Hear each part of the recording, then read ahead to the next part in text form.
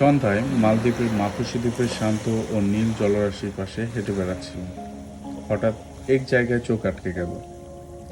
বালুর মধ্যে ছোট্ট একটা কাঁকড়া, কিন্তু অদ্ভুতভাবে তার পিঠে ছিল একটা শামুকের খোলস। প্রথমে তো ভাবলাম এটা বুঝি কোনো শামুক, কিন্তু একটু ভালো করে তাকাতেই বুঝলাম এটি আসলে একটা হেলমেট কাঁকড়া। এই কাঁকড়াটা কিন্তু সাধারণ কাঁকড়ার মতো না। ওর শরীরের পেছনের অংশটা খুব নরম, তাই নিজেকে রক্ষা করতে ও কুড়িয়ে নেয় পড়ে থাকা ফাঁপা শামুকের খোলস। সেই খোলসই হয়ে ওঠে তার অস্থায়ী বাড়ি।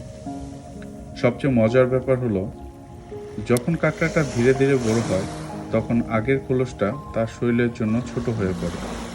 তখন আবার নতুন আরেকটা বড় খোলস খুঁজে নেয়। এই ছোট্ট প্রাণীটার মধ্যে আমি যেন জীবনকে নতুন করে দেখতে শিখলাম।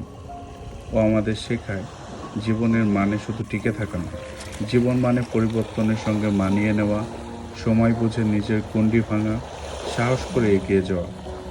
অনেক সময় সবচেয়ে ছোট জিনিসগুলোর মধ্যেই লুকিয়ে থাকে সবচেয়ে বড় উপলব্ধি।